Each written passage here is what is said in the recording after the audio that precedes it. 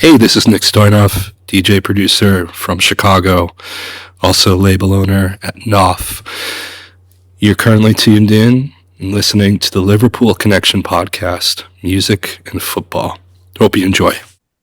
Hi everyone, welcome to the Liverpool Connection Podcast. This is my music and football episode. I'm your host Daz, where I bring on a DJ, producer, musician to talk about football and music. But again, as I always say, this is my podcast, so I can do what I want. Today, it's all about music, and I've got a great guest. He's an American DJ and producer and label boss of Noff. He's had tracks and remixes out on Celador, Concentrate, Balance, Ray of Light. He's been on the Sasha&Digweed's Bedrock comp. And it's only going to get better and better for this fella. He's pushing his sound, and I buy his music. I'm still waiting to see him live, so hopefully he'll come to Austin, or when I'm back home in Liverpool, he'll be in Liverpool, so I can get a chance to see him. But I welcome Nick Stoynoff to the pod. It is so great to have you, mate. Thanks for having me. Thanks for the warming, flattering intro. That sounds good. Sounds like things are going well. For you, yeah. I think so. I hope so. I mean, come on, mate. 2025 for you was a really good year. It was a good year. I lucked out. It was a very productive year for me. Yeah. You know, and you're playing. You know, I saw you played in Manchester for one of my mates, Daz Manchild. Yeah. You know, with Enzo Cortona, fantastic. And, you know, to me, he's royalty. Plastic Fantastic. I used to buy all their tracks. And that came up in the record shop. You grab it, and then they went. He's like Sleeping Beauty. They went away for a while. Somebody gave him a big fat kiss. Labels back, and Nick, I want to start from the beginning for you. Sure. Always like to know what was playing in your house as a kid, and did that influence any of your music later on? Yeah. Interestingly, the music that was being played in the house was is probably far removed as you could be from what I make and produce and DJ. You talking about like Greek, Turkish, Balkan, folk ethnic music was what I heard being piped through the house pretty regularly. So I didn't grow much of an attachment or interest into that kind of music. It was just by the fact that I happened to be in that environment growing up. But I think the positive of the environment was that it was a very musical environment, musical family. Father being a clarinetist and my mom being a pianist, creative herself. The exposure was there from an early age. You know, I wasn't introduced from anyone in the family to like contemporary music or pop music or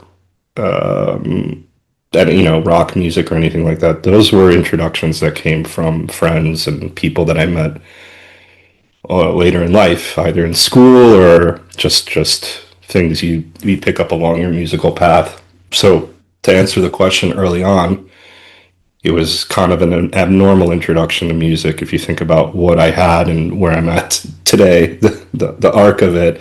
But over the years, I've developed a very deep appreciation for that music too, just because it's very ethnically rooted in my family, and some strange reasons it does resonate emotion that I rarely feel with other music, and I'm sure there are a lot of reasons for that. Probably has to do with adolescence and hearing at a young age and associating it with my father. But I'm sure a lot of it has to do with my ethnic background too, or what's in my DNA. So it's very interesting. That music is just as important to me as any other genre of music today. Yeah, I think I know for myself, classical was played in my house when I was a kid, and I Hmm. didn't understand it. I thought it was boring. But as I get older, I really appreciate classical music. You know, it's something that I put on in the car when I need to be, you know, kind of calm myself. So I think the older we get, you know, it jogs memories. Hmm. Hmm. I'm sure it does for you as well, like Yeah. good and bad memories, you know. But Yeah. it's just a thing that, you know, it's classical for me. It's just amazing. I mean, Hmm. you know, we play it for our kids. Hmm. We were telling them about Beethoven, how he was deaf, you know, Yeah. and he had to put his ear to the piano, Hmm. and they can't wrap their heads around it. You know, they're like, well, how did he play the piano? I'm like, with like the tone of the Yeah. piano, the I guess Yeah. bass sound of it. Hmm. They're just like, that's amazing. I'm like, yeah, it is. You know, He was the Frankie Wilde of his time. yeah, yeah. Mozart Mo- is, oh my God. Like, Yeah, I mean, I was just going to say, and a side note to that, which I think is interesting, and I think about how do these guys, these composers, imagine and construct these giant symphonies in their head and transcribe it by hand. You know, just at a piano to me is incredible. If you think about what we have at our fingertips today versus what they had at their disposal, it all lived in their head, and they heard it and they knew what parts to write for, the sections, everything. Somehow they knew, and that's really incredible to me. And it's me, and it's just, you know, how do you invent that stuff? Not probably not an easy thing to do, but a lot of them went a little crazy in the process, and mm, I think rightfully so. I mean, if you're working on stuff like that your whole life, I think you would lose a little touch with reality. That's my guess. well, I mean, especially Mozart. I mean, Yeah. he was just a boy wonder. You know, I Yeah. mean, it's actually one of my favorite movies, Amadeus, Hmm. Same just here. Yeah. because, like, you know, the pressures he had to keep on doing these Yeah. symphonies over and over Yeah. again, and you know, and as we spoke off camera, you know, there's this formula that some people are doing nowadays where they're Hmm. producing the same Hmm. stuff, Hmm. and you know, kids or you know the music buying population are just Hmm. taking it all in. I Yeah. want something different, and Mozart wanted something different every single Hmm. time. And you know, to watch that movie and see, obviously, it's taking a story from you know somebody that's kind of passed Hmm. it down, and Hmm. what he went through, you know, going a bit cuckoo to get these things done. Because I mean, to do what he did, you know, some producers nowadays can knock something out in a day, Yeah. week.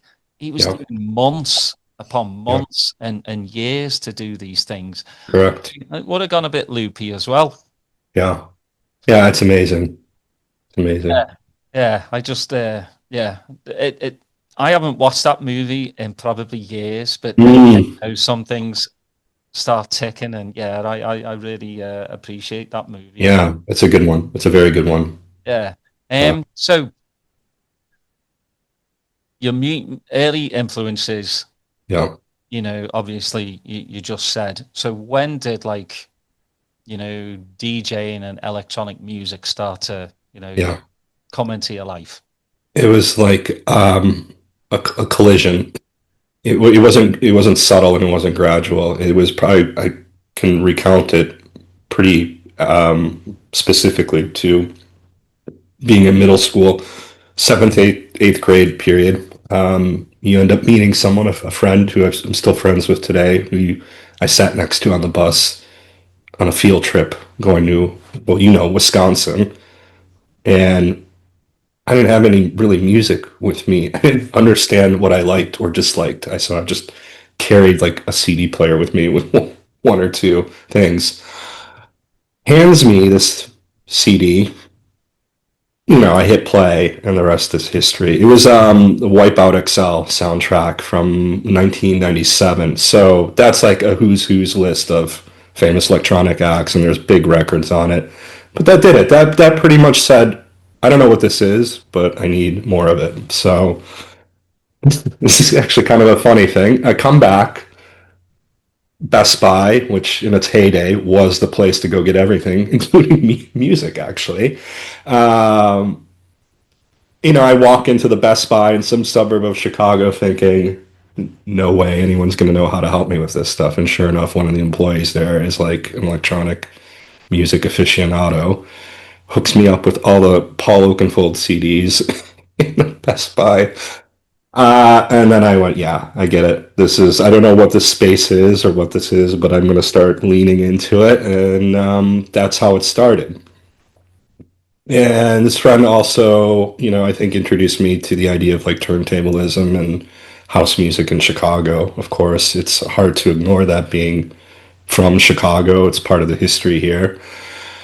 Next thing you know, I'm downloading essential mixes, more CDs, learning about the DJs.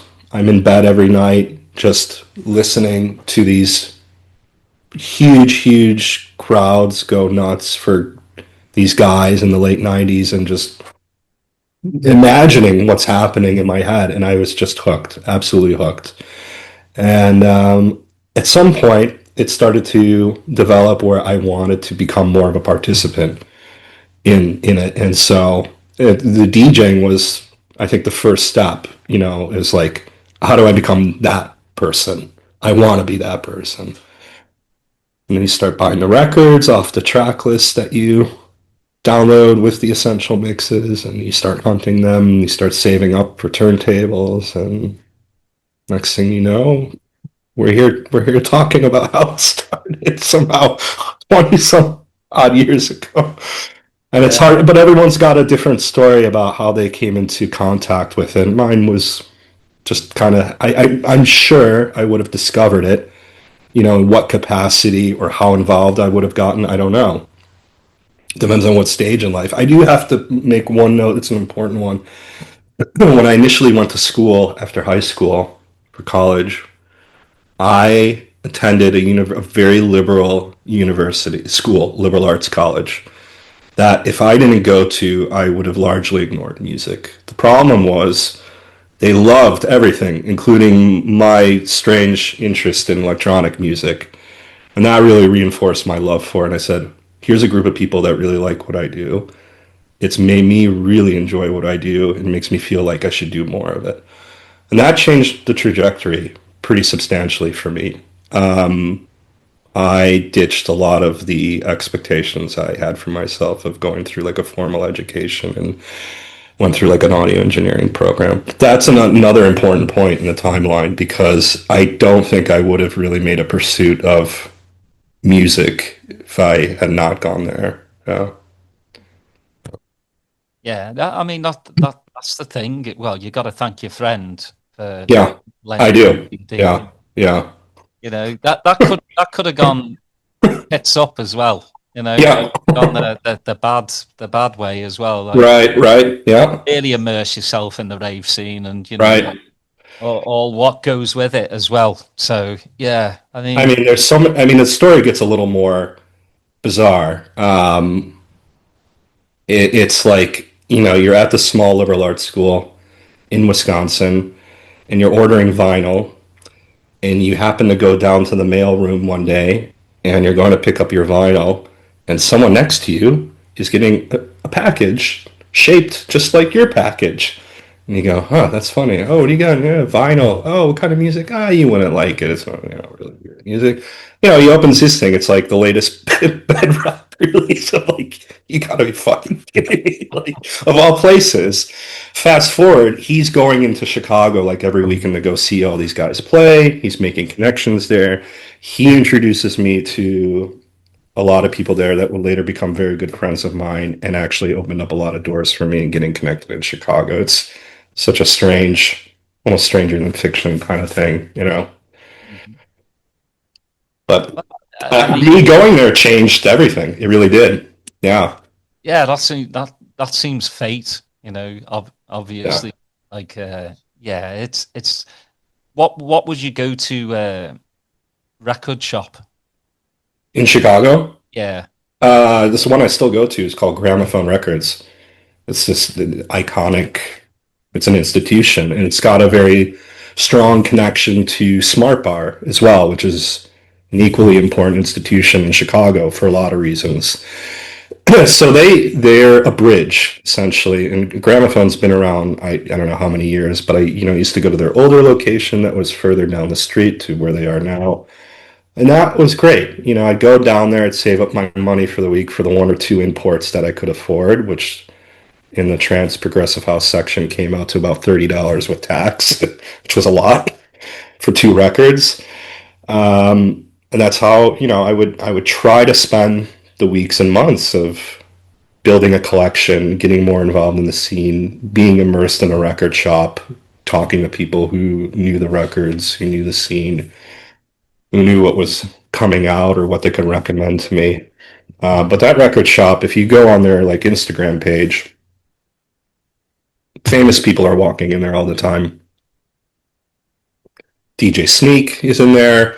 People off like the Deck Mantle, roster are in there all the time. People who are on Trezor are in there all the time. Jeff Mills, someone might come in there. I mean, you don't know who's going to walk in there. It's just a really special place. It's very cool. Yeah. Yeah, I've been in there once or twice. Oh yeah. Just get lost. Yeah. Which is what you want. I mean, like I've always said, like it's too easy to just go to genres, Yeah. and just one specific genre, prog house, bam. Right. It's the same with Bandcamp. Go down the rabbit hole. Because you'll find something that you didn't expect. You make a really valid point, by the way. I just wanted to say about Bandcamp that some of the best music I found in recent times, I found through completely unknowns on Bandcamp.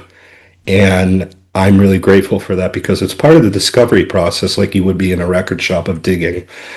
These are people I've never heard of in places I've never heard of making music that I think is some of the best music I've heard in recent times. They have one or two followers. They're not looking to make money on it, but they're producing incredible music. Mm-hmm. That's what I keeps me interested. Getting lost on Beatport does not keep me interested. It keeps me frustrated and disappointed. I will. I'll put my hand up and say yes. I'm exactly. It does. I can't. It's too overwhelming. I mean. Someone asked me the other day, "Where do you start?" I say, "Start with labels."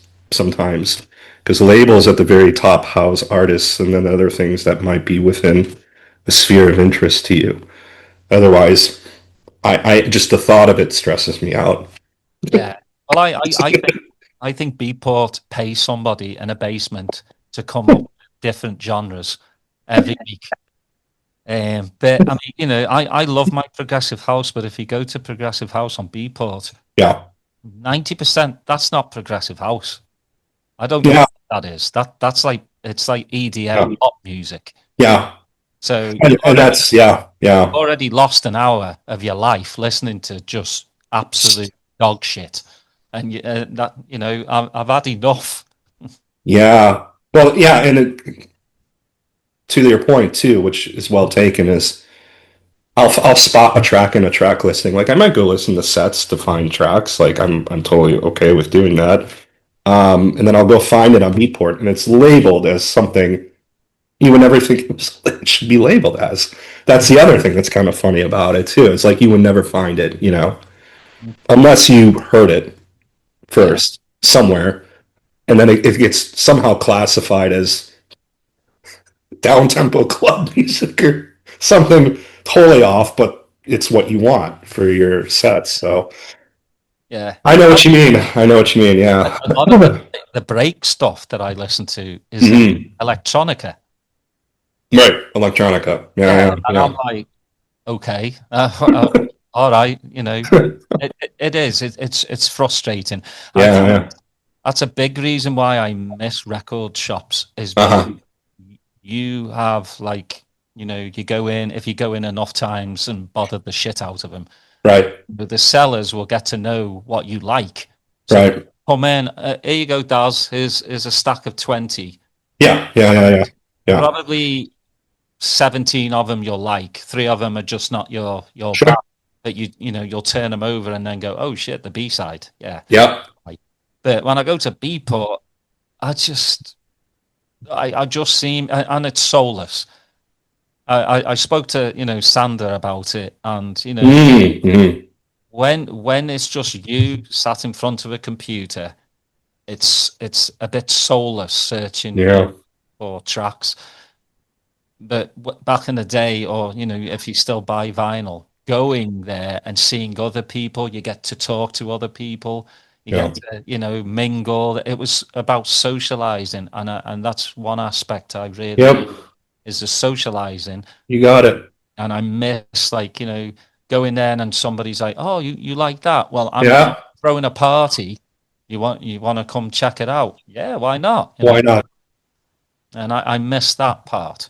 You know, I people might agree. call me like an old fart, and I don't care. You call me whatever you want. I like No, what I like. You know. the human connection is a big part of maybe some of the fundamental problems that are, opinions Mm. about what problems aren't in a scene or an industry, but human connection, I think we could agree collectively is a big issue. It's how it's missing. It's very absent. And it affects a lot of other aspects of the scene when it's missing. It affects the creative process, the creation process, people's willingness to go out and engage with each other in an emotional way. So things are very sterile and detached, I think, and that's a big part of maybe the larger issue, excuse me, of people see the clubbing landscape and maybe potentially a decline in it. I think it has a lot to do with that. Well, I mean, back in my day, I know ecstasy opened up a whole new world for people Yeah, where you could talk absolute bollocks to somebody for yeah, 6 hours and they're your best mate, yeah, But it did open doors though to actually interacting with people that you would right, probably never interact with right, without going there. You know what I yeah, mean? Like walking down the street, you're not going to go, "Hey, how's your day?" All right. You want to just sit down and talk about it. right, You don't do that. This yeah, is, and we do live in a society where it's too easy to get on your phone, like, hmm, and just text somebody instead of picking the phone up and yeah, actually talking to a human being. It's yeah, too easy to just text them, "How are you today?" Like, come on. We've lost that. And yeah, as a society, you can see we've lost it because yeah, you go on Twitter, X, whatever the hell it's called now, yeah, the cesspool. It's horrible. People are behind a keyboard. Like, hmm, you put a track out, yeah, and I've seen it, not yours, but like I've seen people put tracks out, and then you've got the opinionated people going, "Well, you should have done this to the track." I'm like, that's not your track. yeah, This artist has spent hours upon hours making this track, and you are shredding it yeah, because you think it needs a 303 or this bass line. I don't understand that. I just don't, because I come from, I was born in the 70s. I was brought up by incredible parents who always said, you better say please and you better say thank you, yeah, and have respect for yourself, but have respect for other people. And I've always instilled that in yeah, myself, in my yeah, kids. It doesn't matter who you are. If you're at a supermarket and yeah, I'm going through the line and the cashier, I'll ask them, how's your day going? yeah. I, I, That's I ask my kids to ask. my mom is the same. I laugh at her sometimes when she does it, but she'll do it every time, and I think it's the right thing to do. Yeah, because you don't, Nick, you don't know how that person's day's You going. don't know. You have no idea what's going on in their life. Yeah, You spend 10 seconds just to go, how are you doing today? You okay? Even if they're not okay, yeah, that might change their day and go, shit, absolutely. somebody Yeah, does care,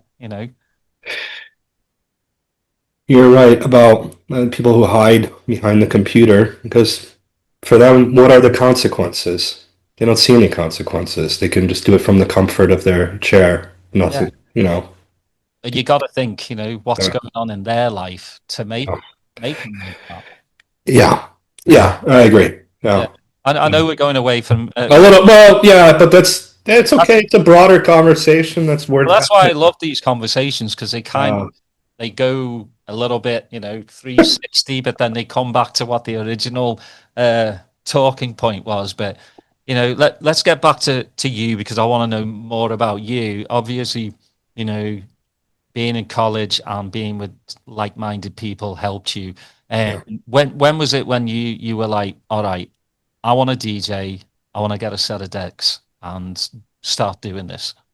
Probably 20 years ago, 20-ish years ago. That's when yeah, because I just started to have a better understanding of what it is and how this thing existed, and I started to see it more in person and witness it firsthand. And that's just a few years shy of being old enough to go out and actually experience world-class DJs in a club too. And then that, of course, tips it over the edge when you go see those guys play live and you're there and you go, absolutely 100%, I'm hooked. Yeah, it was like a natural evolution of getting, into those environments too through friends and then, what areas or venues in the city that were close to you or accessible had the nights that were going to be the most appealing for you. And sure enough, we had plenty of those in Chicago, which I'm, grateful for. You're in a very musically rich and diverse city, so you could go see, John Digweed and Sasha one weekend and next weekend something entirely different, but equally exciting for you. Um, but I think once you're there, it clicks too. And I think that's true for a lot of people. Everything translates differently in that environment. The relationship, the DJ and the crowd, and how the music translates in an environment like that is totally different too. Because you can listen to a lot of these promos or tracks that I get or you get at home and think, okay, not sure. Go see someone like John Digweed play it out and go, holy shit. What? Totally different experience. It is, but the only thing is when you do get back and you try to play like John Digweed, you go, it's not fucking working. It's not working. What am I doing wrong? Yeah. I've got all my cables plugged in. I turned it on. Yeah. Power Don't on. sound like yeah. What's the problem? What am I doing wrong? You're playing the same two tracks The same two tracks he played. What's the problem? And so that's the magic of it, right? It's being in the moment. And I think we can all agree. I mean, me making a studio mix versus uploading a live mix, the vibe is totally different. Yeah. You're in the moment there, it's a vibe, it's a feeling. For sure. What was your first turntable? Was it a Technique? It was a Newmark. It was a Newmark. It was part of a kit, and I think they were direct drive. But it came together with a really small stack of little speakers that were like RCA'd in to a 2-channel, and then it was just the two direct drive turntables. And the thing was like a very discounted package, and I had those for years. Eventually, I think I got the 1200s in a Vestex mixer, but I had the Newmarks for years. That's what I started on. Yeah. Yeah. Once you get on those Techniques, it's like a Ferrari. Yeah, it's a Ferrari. Yeah. Yeah, I had yeah, I don't know what I was driving. Yeah, well, in England, they're called Yugos because they were from Yugoslavia. They're like right. Yeah. Little tiny cars. Yeah. My first decks were like that. We're like that. And then I went to the Ferrari. And then you went, yeah. Like, moment. It was like I could DJ better. Yeah. DJ better. Like, well, I thought DJ better. Maybe other people didn't think so, but it's just the quality of technique. Yeah. It is quality because they last forever. Yeah. I know people that have had theirs for 30 plus years and they haven't had anything go wrong with them. It's incredible. They're just these industrial, robust machines. They're indestructible almost to me. Yeah, you can drop them and they'll be all right. Yeah, it's I've true. got a crazy story. Well, not crazy, but like I was working at this cafe, and next door was like where he put the owner put all like the meat slices and stuff together, and he asked me to go in there and get something, and out of the corner of my eye, something like sparkled. Uh-oh. Was like I walked over there, and there's 4 pairs of techniques, like just covered in dust, and I'm like, I What? found the holy grail, and I Yeah. went to the owner and I go, tried to play it cool, like, there's some turntables over there. He's like, oh, those pieces of shit, and I was Yeah, right. Yeah. yeah, those pieces of shit. Oh. He's like, oh, one of my friends owns a nightclub and he's getting rid of them. Uh, I'm like, oh, he's getting rid of them, is he? He's yeah, he just wants them out of it. And I was like, do you mean like out as in like free out? And he was like, yeah. He's like, you want? wow. I'm like, yeah. So I wasn't greedy. I took 2 of them. Yeah, and I just $2,000 right out the door. Yeah. yeah. So I just started really like my mate, worked at a like a record shop, so he clean them for me, put brand new Autofons on. Yeah. They were like brand new, and then picked up like a really cheap like scratch mixer. That's awesome. Yeah, and I was just like, you never know. Yeah, you never know. It was just absolute, because I couldn't afford them. Because I mean, they were a bit cheaper back 30 years ago than they are now. But sure, still, still a lot of money. So yeah, I was just like, I'm intervention. Something's happening. Yeah, that is an intervention. The DJ god is looking down and going, yeah, that's right. That poor bastard. Yeah, a light shines on the corner. Yeah. Yeah, but there's nothing like him. Yeah, I just when I hear people doing started on direct drives, and one of my mates did the cup thing where you put the cup on the and spin it. Yep. Yeah, I wasn't that bad. I didn't need it that bad. That's good. I'm like I'm glad I never really started on those things, but I think that's good. Yeah. That's I think we all have really good, I mean, that's a great story. You never know how you come in, like I said, the contact with this stuff along the way. It's meant to be. Yeah.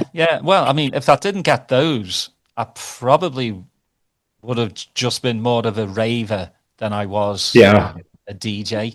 Yeah. Just because, I just wasn't, my mates weren't really into it. They were more into like the indie side, the band, and everything. So like I didn't have mates that had turntables back in the day. Right. So right. I was just, what's the point of buying records if you can't play them? That's right. Yeah. Yeah. It's fair point. Yeah. But yeah, for yourself though, I mean,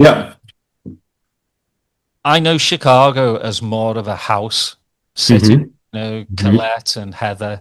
Who all have worked at Gramophone. Yeah, they have. Yeah, and they're amazing DJs. Yeah. But, when I think of Chicago, I think of house. Just of like course. Techno. Yeah. And Orlando to me is the progressive and breaks. I mean, breaks. Yeah. Oh, yeah. I moved over to Savannah, Georgia. Sure. 30 plus years ago. Yeah. And it's only 3.5 hours from Atlanta and about 3.5 from Orlando and Gainesville, where Simon's was. Yeah. So, I'll always say I had the best of both worlds, which is the deep scene in England, and then coming over here and seeing it grow. Seeing Sasha&Digweed in Orlando for the first time. Yeah. Seeing everybody knew the songs. And I looked around going, that's amazing. What's going on here? Yeah. How? Because again, America was only starting to slowly come up through the rave ranks. Right. What I loved about America at that time in mid 90s, early 2000s, people would travel from state to state for these raves, like New Orleans, State Palace Theatre. People would travel all across America to go see these raves, and I Yeah, think that's one thing I miss is, the whole thing is traveling to, yeah, these places that you wouldn't normally go to and seeing all right, the amazing DJs. I mean, right. like for you, obviously, again, coming from Chicago and, starting like your DJing, were you doing house parties first to get, Yeah, get yeah, comfortable playing in front of people? absolutely. And that was just a product of the age too. I mean, there weren't like raves per se, but there were house parties. Hmm. And those were a lot of fun, actually. I kind of miss those. I mean, people come, they bring the decks, they throw the house party. And that was a lot of fun. So I did those with friends. Um, and I went to a lot of those too, because that's really all I had in terms of a clubbing environment in my backyard. Um, yeah, but those were a lot of fun. Tons of fun. Yeah. Oh, so let me ask you this, because I always like to know, like, Mhm. everybody has a passion to, if you like electronic music, they'll get turntables or they'll get the CDJs. Where does Yeah. it go from, playing at a house party to going, I want to do this like full time?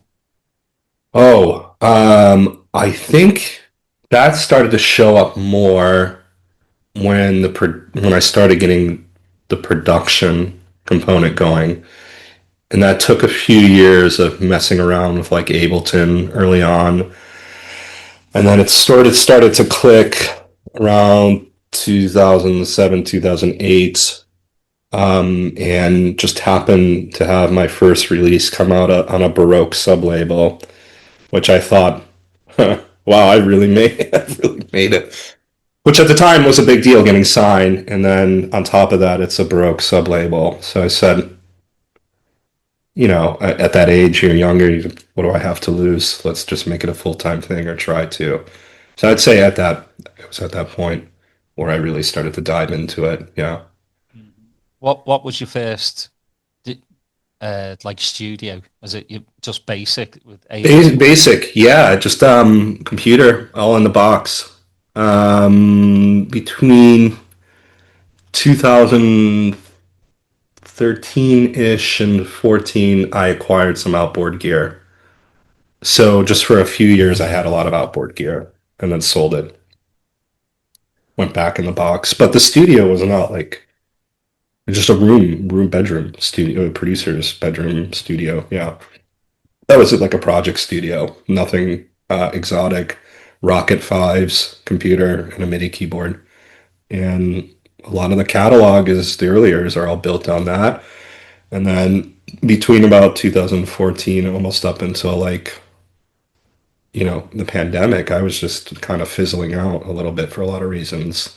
I was just stuff was coming out, more experimental, but I was just kind of letting it run its course. And then pandemic showed up, and I went, well, I got nothing else to do right now. Should I just try to make some tracks? One thing led to another. I started getting back into it a little more heavily. I reloaded a lot of software, a lot of plugins, started making the tracks again, did a guest mix for Balance, started my label, and then I had a little bit of the meteoric thing between like the last 2 years. I could have never expected. I never thought it happened like to get to this point, and it did, and that's cool. But I had no plans to even go for it at that point. It was just letting it run its course. So I think you'll find that to be a common story with a lot of producers, actually, which is interesting. I've read this and I've talked about it with friends that they said it changed their relationship with music because at that stage they were either done with it or it was fizzling out for them too. And I felt that, you know, um, I had some opportunities that didn't work out. like 2014-ish, and I tried everything, and I thought I was writing some good tracks, and I just said I just can't keep up with this, and things are not working out for me, and people are pulling the plug on these projects, or they're going to change their mind on something, and I'm losing steam, and all this other stuff is going on in my life. I said, forget it, and that's largely what happened, and then just kind of a slow rebuild. Um, you know, Well, I think you know, COVID was a reset for yeah, artists. yeah, a reset, yeah, for sure. That's a good way of looking at it. Yeah, yeah. Yeah, just because you know a lot of bad things came out of COVID. Obviously, people Tons, yeah. died, but there are, and I don't mean to sound like horrible, but a lot of good things came out of it. Families were able to Hmm. kind of talk to one another, you know, Right, because they were stuck with each other in a house.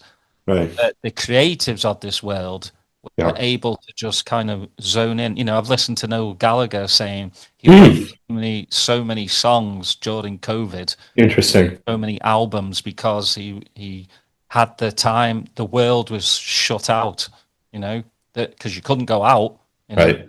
go for a walk But by yourself outside. yeah, yeah, Really, 100%. talk Yeah, to yeah, somebody at the pub or the club or anything. yeah, yeah, yeah. Yeah, I'd like to say it's a reset for artists.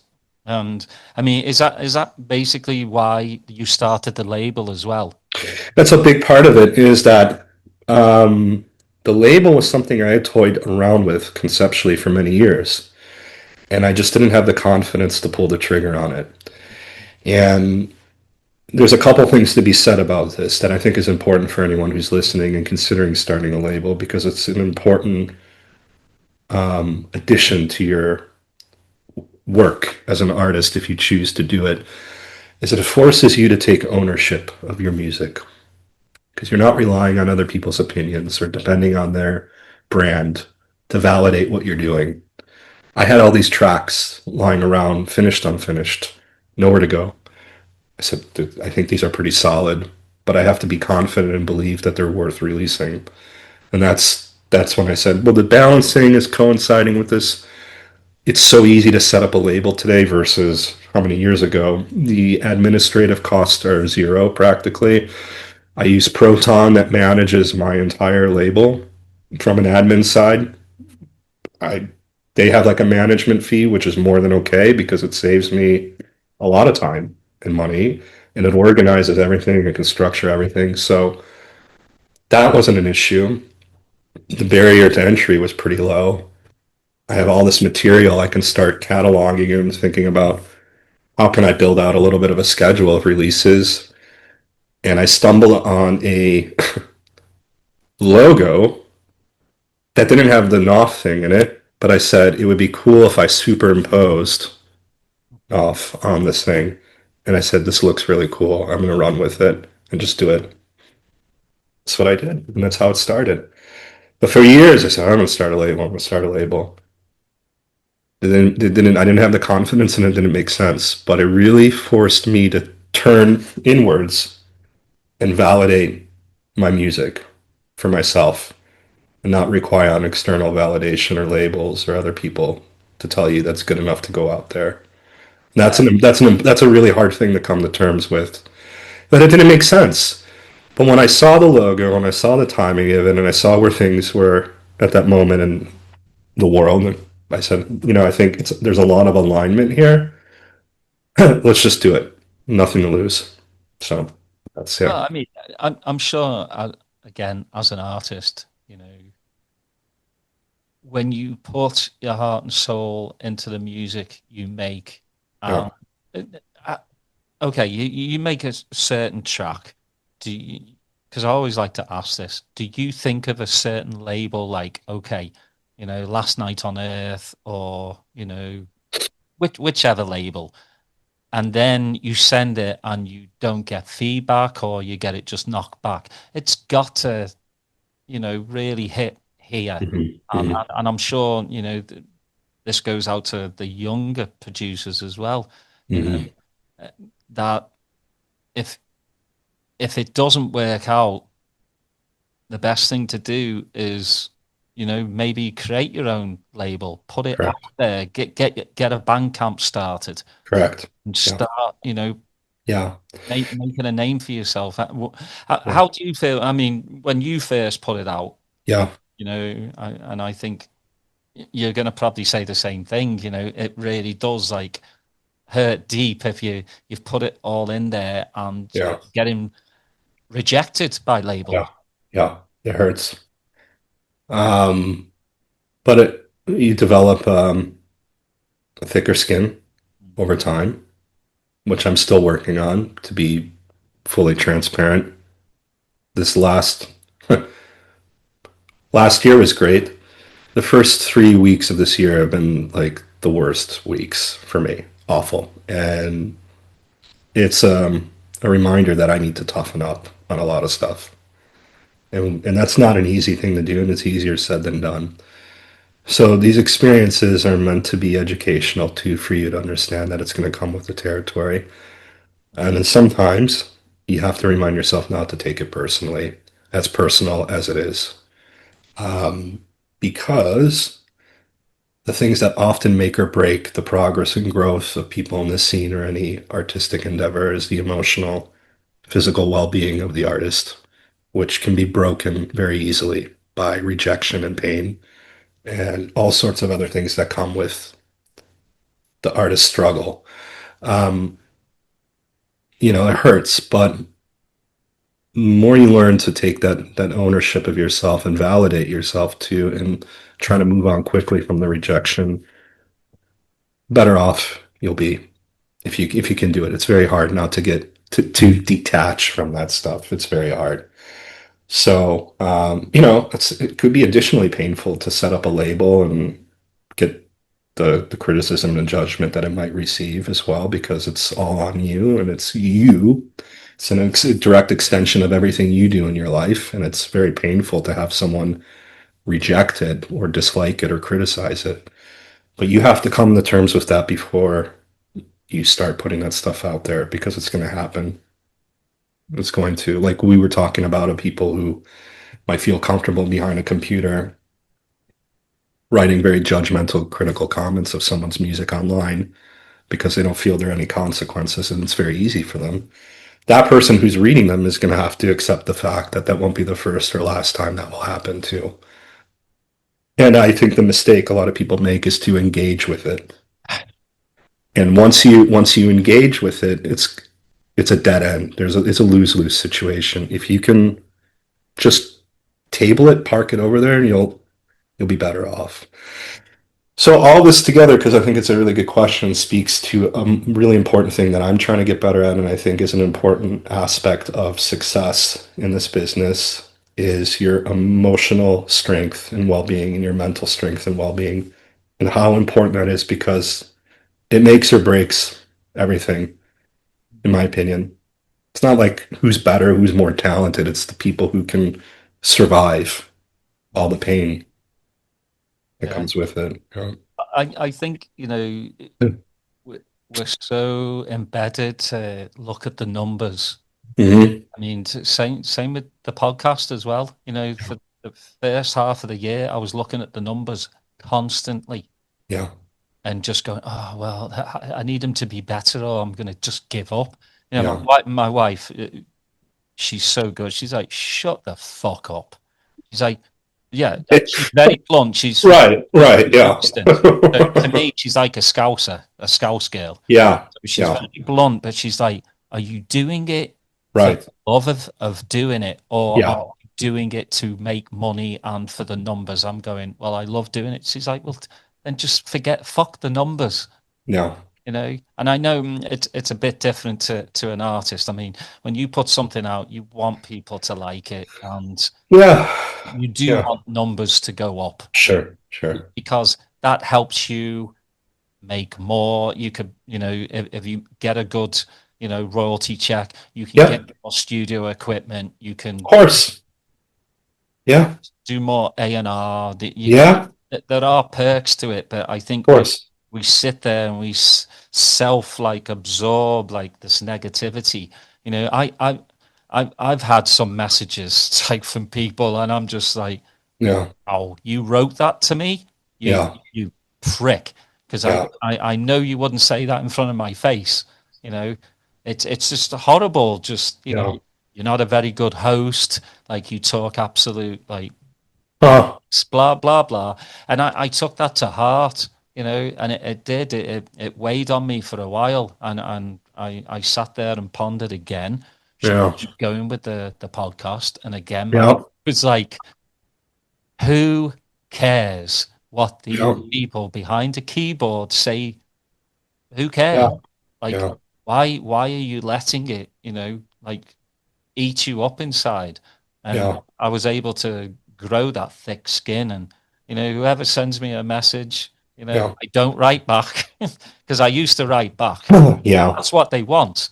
They That's what they want, want. They want to fight. Yeah. yeah, they want this like online, Yep. Yeah. and Yeah. Yeah. Yeah. they get off on it. And I Take it was, off on it. That's right. That's yeah, exactly right. And I think you're right to recognize that. I'm happy to share this. My label runs at a loss, not intentionally, just because that's what it is. I know that. I don't do it to make money or to boast metrics or numbers. I do it because I think a lot of this conversation too is about the importance of sharing what we love, and like your platform, my platform too, the label is meant to do that. And I already know ahead of time it's a not even a loss leader. It's just going to run at a loss, and that's great. Maybe it will do okay at some points, but I've already accepted that, because there's other intangible, tangible value to doing this stuff that maybe is not so obvious to people, and you just have to find a way to remember that when you go out in the world and people, you know, respect what you're trying to do and the work you're trying to do. And it doesn't become a conversation about engagement numbers and stats. It's more about the purpose and the quality of what you're doing, and hopefully why it's different than what other people are doing. And I think that's equally important too. It's not meant to be perfectly. I mean, it's a very imperfect label by many means too. It doesn't follow a standard structure, schedule. It's a little inconsistent. Maybe that's intentional, and it's not meant to conform to anything too. I will say, the next remix EP I'm pulling together should prove that. It should state that very clearly, because people will go, when they see this, they will go, wow, what the fuck is this? So I can't wait to see what people have to say when this thing comes out, because it should shock a lot of people in a good way. I love that. I do. I mean, I think that's, I have certain labels that I go to. I mean, to me, you know what you're getting with Bedrock, right? Yeah. You just know. Last Night on Earth, Sasha's label throws curveballs. Yeah. There's Nuage or Bale come out with this electronica that you're just like, what the fuck is this? And Yeah. I love that. Yeah. I've even said to Sasha, like, I love your label because it throws these curveballs. Yeah. You'll do 4 or 5 prog Yep. house or melodic house, Yep. and you think you're going down that lane, and you throw this curveball, and you're like, Well, there you go. yeah. And that's what I love. I love Yeah. labels that keep you on your toes. Yeah. And I listened to an interview with Lauren Garnier not too long ago. Wow. And Okay. Yeah. when Yeah. he talks, you listen. 100%. You Yeah. just do. And Yeah. it's like, don't make Yeah. music for specific labels. That's right. Music for yourself. Yeah. And if it gets out there, then brilliant. If it doesn't, then you just keep going. And that's something Yeah. to live by, He's right. Yeah. because we're all going to be rejected at some point in life. Yeah. Whatever you do, if you're a lawyer, doctor, blah, blah, blah, you'll get rejected. You'll have a bad day. There's a rejection there, but Yeah. it's how we build on it and we get over that. That's why I love your label Oh, thanks. because it's different, and again, you're making me excited to know what this next release is going to be. And I also have to talk about the Welsh Wizard, Mr. Yeah, Aubrey of Fry. course. Yeah, yeah, yeah. You two, you're on the same path. Yeah, Both, I think, going to blow up this year. I really, yeah, really do. Not that you haven't. Last year, I think, was a fantastic year for you and for Aubrey. yeah, He's getting out there and he deserves the accolades. absolutely. So do Yeah, you. But when you are together yeah, making tracks and remixes, there's a spark there, mate. So how did yeah.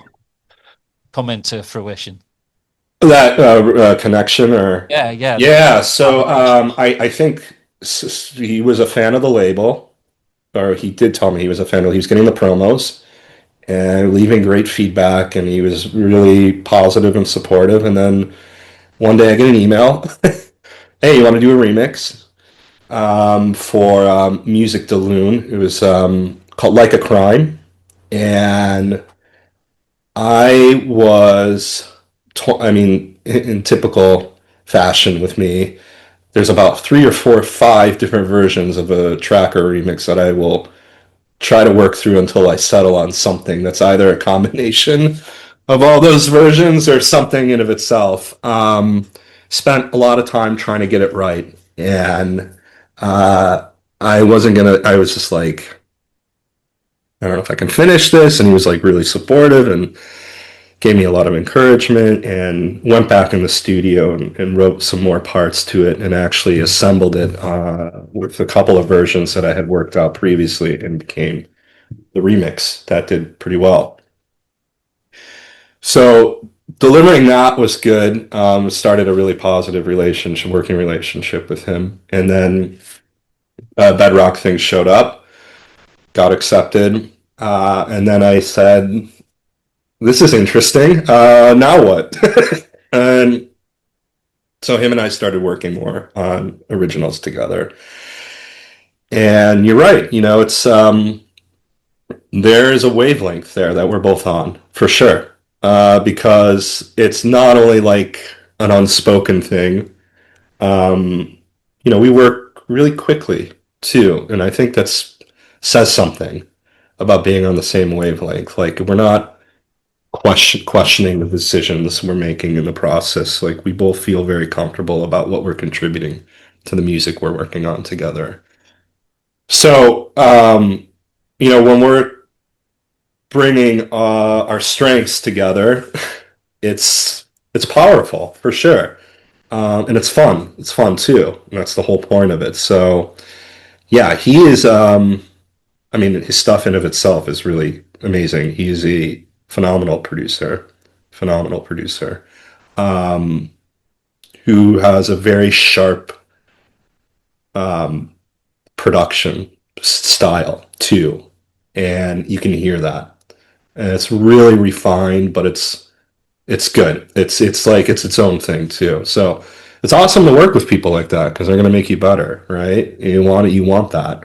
Um, yeah, super talented though, right? And that's kind of how it started. It was just, it started with that remix opportunity that turned out well. That turned into another remix opportunity that turned into some originals that turned into a request from Celador and Danny Howells to do a remix to, next thing you know, we've put out some good stuff. Have you met him in person? No, that's No. the just on WhatsApp. Him and I have talked a lot though, and we do talk a lot, and we have a lot in common actually, which is very cool. And I think that helps reinforce the working relationship where we really respect each other and our work, and that's important. That's really important. Sometimes the working relationship is it's not bringing out the best creatively because there's some other things that are restraints to the process. And with him it's different, and it's quick and it's fast and it's efficient, but it's good. It's very good quality too. So Yeah. Yeah, I've had Aubrey on, Yeah, yeah. yeah, on the podcast, and we stay in touch. And I have chats with him every couple of weeks. Yeah. He's just the nicest fella. Yeah. Yeah, he's musically so talented. Very talented, extremely talented. Yeah. Yeah, you're like a little Marvel Avengers, you and him. Just what you put out is just Yeah. it's it's heavy. Yeah. The sound is, you can definitely tell, like, if you listen to your tracks by themselves and then Aubrey's by themselves, Yeah. Yeah. Yeah. you Yeah. can definitely tell that I Uh-huh. from Yeah. you. Because, like, in the studio, I've talked with Chris Scott, Lexicon Avenue, Mm-hmm. Mm-hmm. you Yeah. know, amazing producer, but he tells me he's the alpha male in the studio. Like, he takes over control of everything. So, like, with Aubrey, is it 50-50 with you guys, or do you just kind of, here's an idea, take this Yeah. back with you, see what you can do with it? Yeah. It's back and forth. It's back and forth. We generate loops, generate parts, generate bits, back and forth, back and forth, back and forth. Eventually, it settles somewhere. Yeah, and I mean that's the point. You both want to have equal contributions to the song, and I think we do a really good job of balancing that. Um, yeah, it's just like in WhatsApp is great because you can just dump stuff in there and just go to town and start working. And I'll do a sound design part or a hook, or he'll do a hook and a sound. I mean, both ways, and we'll just bounce stuff back and forth, back and forth, back and forth. But that's like we sort of have the understanding that we know where we're going with it without explicitly saying it, which is kind of cool. Mm-hmm. It's like the jazz musicians on stage that are somehow talking to each other, right? Yeah. Is there any releases for you and him this year? Yeah, potentially. I think we have stuff. I think we're trying to figure out where to put it, what to do with it. But we have a couple things. Yeah, we're working on. Yeah, yeah. So to TBD, but trying to find the right place for it, so to speak. But what we do have coming out, Global Underground has taken and licensed the Stereo Drama remix. So that's coming out at the end of this month on their Select 11 edition, which is like a full thing of vinyl CD, which is cool. So I guess we could plug that, which is great. So the thing off of Celador is now coming out at the end of this month on Global Underground. Yeah. Well, that's good because, if people haven't heard you or Aubrey, before, a lot of people like the Global Underground Yeah. CDs, or Aubrey does the vinyl now. You get new fans. It's only a positive thing. Yeah. Yeah. And I also want to talk to you about getting Alex Banks. Again, I've had Alex on, and God, Yeah. he's another one that's just a phenomenal musician. Yeah. To have him read Yeah. one of your tracks. Yeah. Big fan. I mean, he's a wizard. Yeah. On another level. Just incredible and very humble too. Such a nice guy, but just shockingly talented, and everything he does is like, whoa, like mind blowing. And this remix he turned in is nothing short of that. And I reached out and I said, I think, having worked with Aubrey helped, having some label affiliations helps, having some common mutual friends in the scene helps. And then so I reached out and I said, working on trying to assemble a remix EP here. I would love to have you on board. So, how these things go. They take time of back and forth. And all right, send the original. Let me see if I can. I'll think about it. See if I can do anything with it. Okay, send the parts. Let me play. You know how it goes. So 6 months later, it's done. with everyone else, and it was totally worth the wait for the whole crew.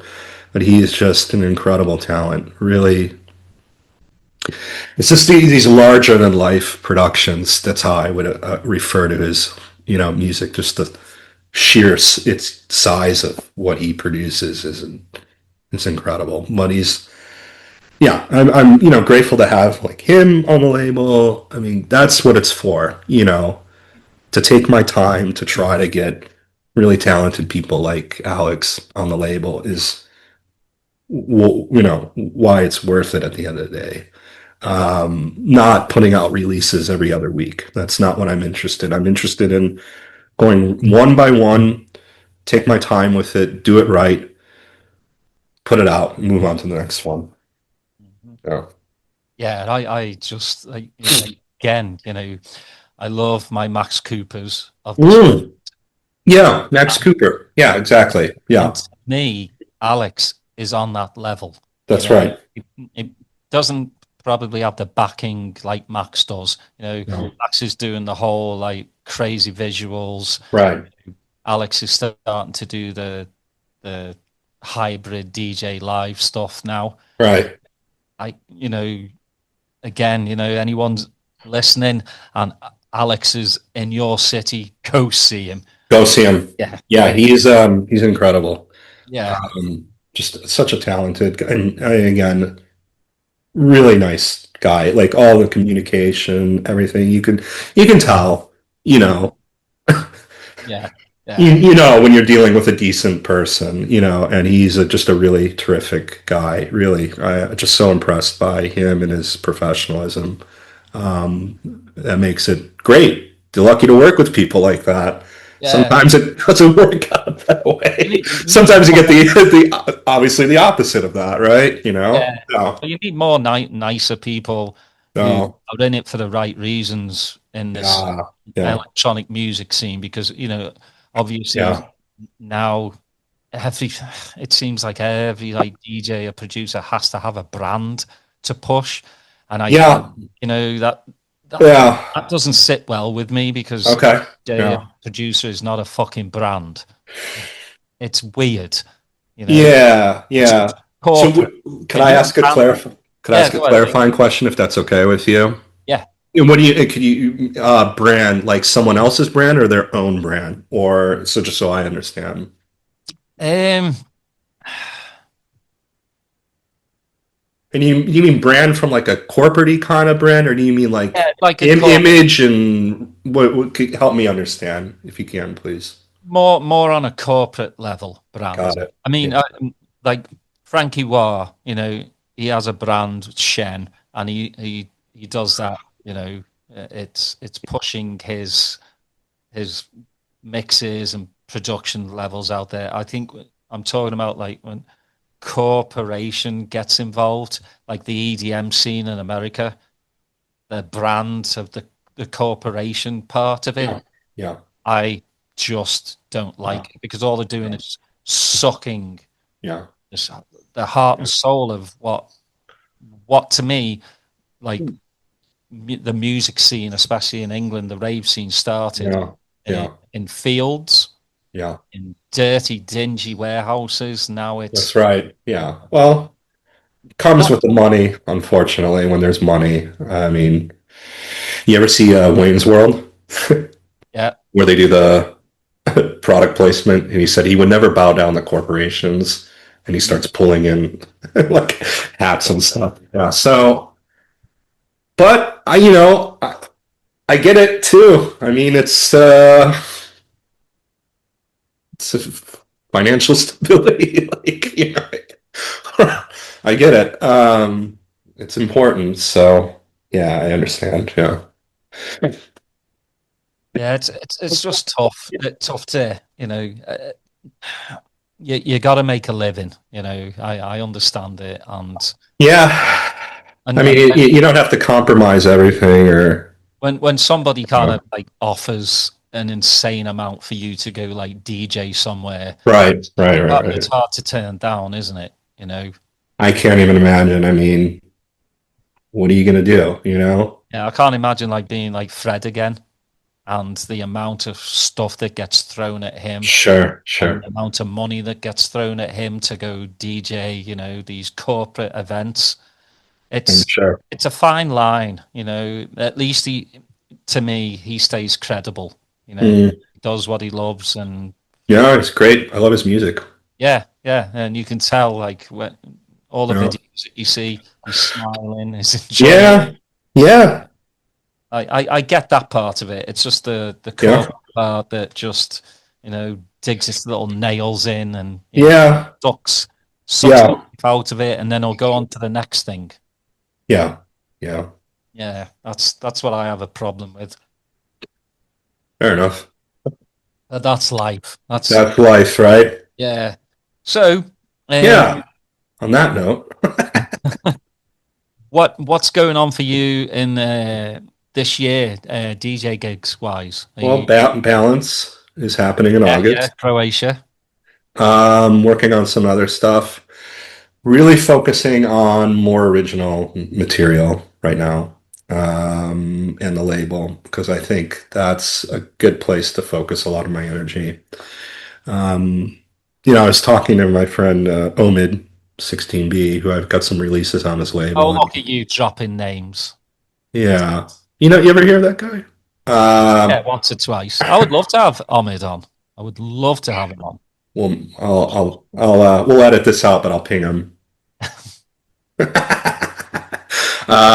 Pay him for a second. No, I'm joking.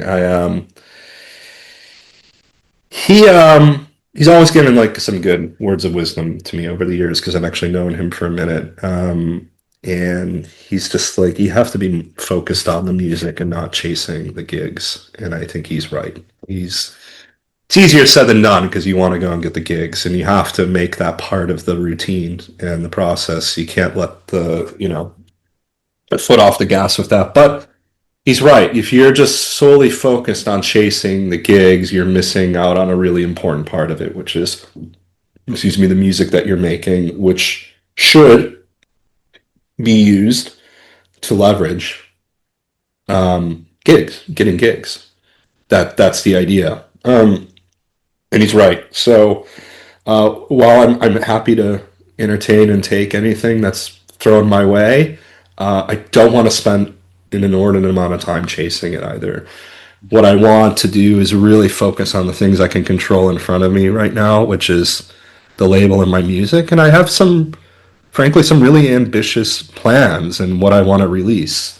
And I need to really focus myself to make it happen.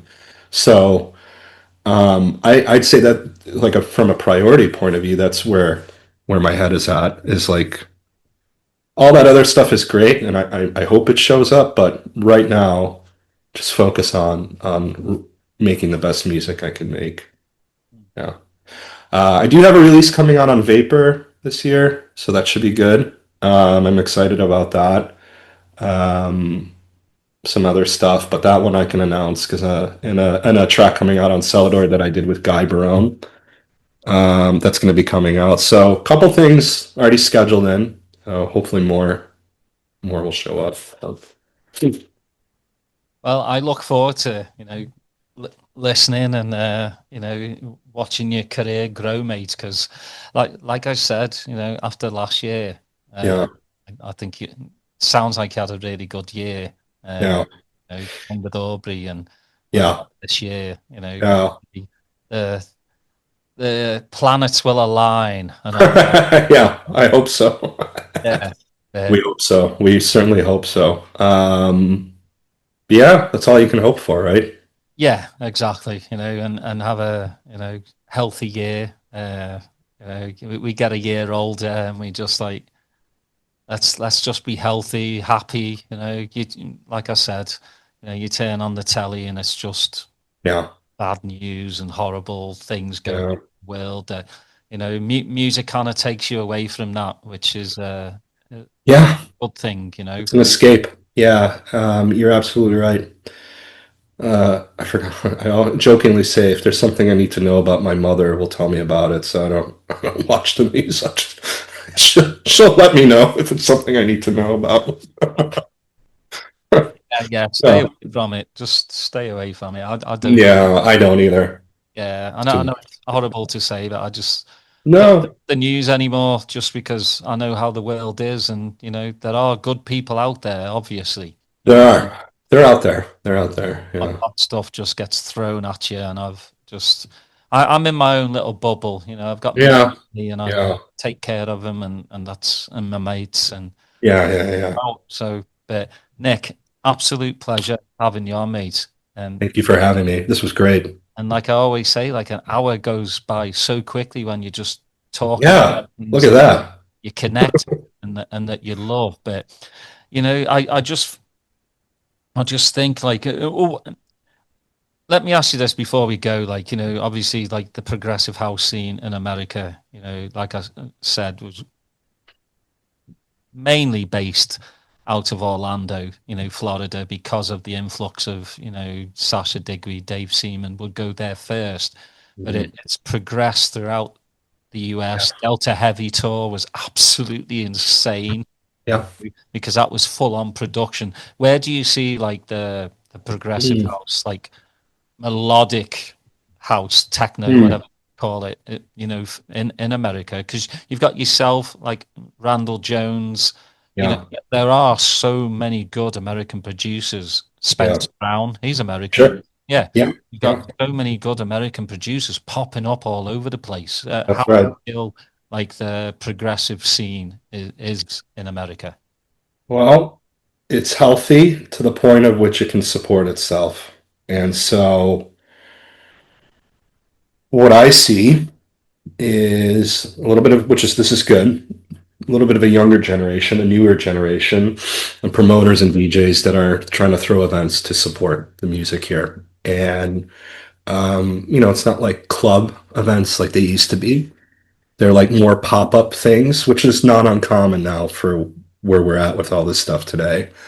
Um, I think this is a really important stage to be at because it's a little grassroots, but I think it's trying to rebuild slash build itself again. So you have all these pockets scattered throughout the United States of promoters and DJs of a younger generation that want to throw events for this kind of music and want to book artists that play this music, and they're doing it and they're making it happen.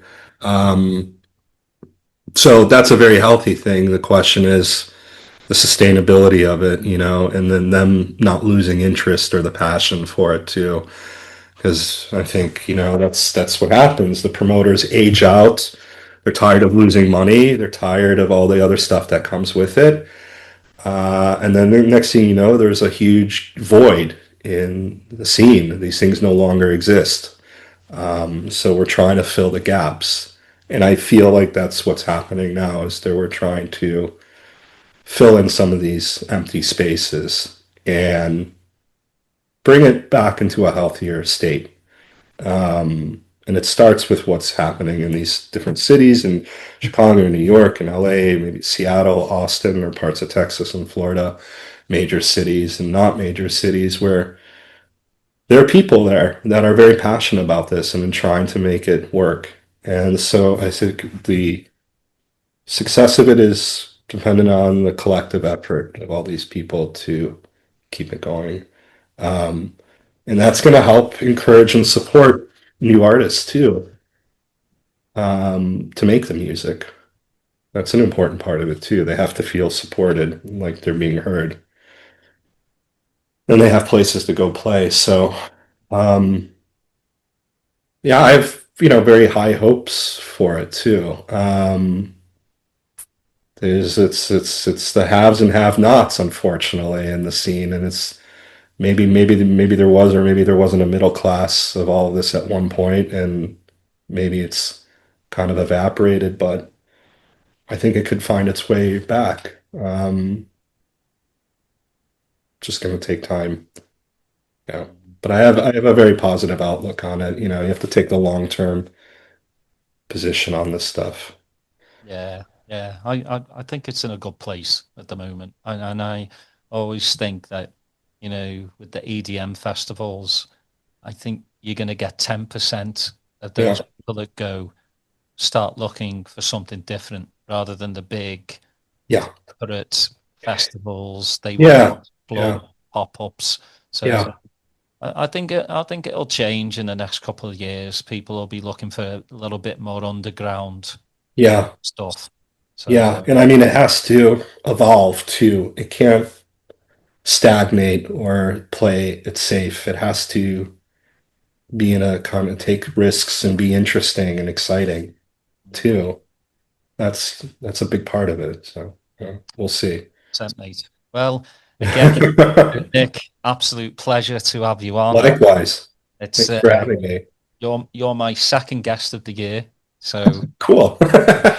hopefully it will keep going on and on and on and on. But Yeah. where obviously Beatport, they can find. Yeah. I know you have a Bandcamp for the label, right? Yeah. Yeah. I have that. SoundCloud, Bandcamp, all those socials are pretty easy to find. It's just my name. It will show up. Yeah.